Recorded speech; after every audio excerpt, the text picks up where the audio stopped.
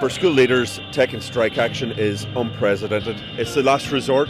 The teaching profession in Northern Ireland has received no pay increase for 3 years, while we've watched our colleagues across the rest of these islands, Ireland and the rest of the UK, receive successive increase after increase.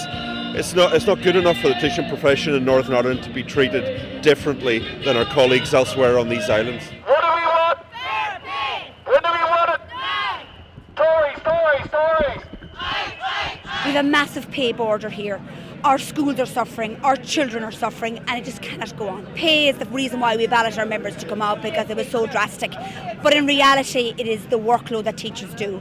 It is the service being cut. I mean, free meals during holiday times were cut. So the poorest children, most vulnerable children in our society, money is being cut from them.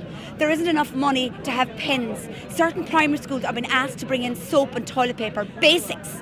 So this is why we're out here on the street. This is not right.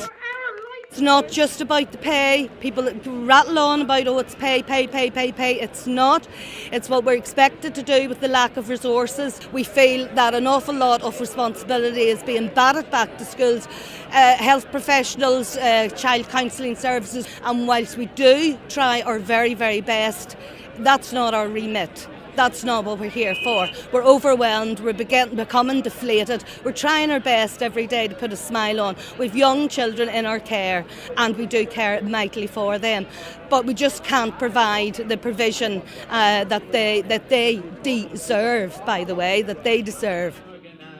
It's just ridiculous. They're cutting education to shreds. A beginning teacher starts at 24,000 here in Northern Ireland, and everywhere else it's a minimum of £30,000. So it's just not fair.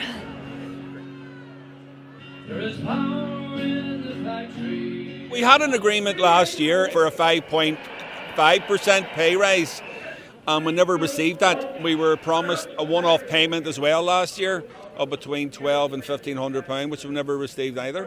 We're here today because we want what we're owed, and we're not going away. Scotland, Wales and England got their money. We're still here. No pay, no agreement. They just told us straight up, no money for Northern Ireland. We're here to send a message out to the government and to all the people to let them know we're not going away. We are not going anywhere. The National Health are here to stay, and nobody's going to sell us. We are not for sale.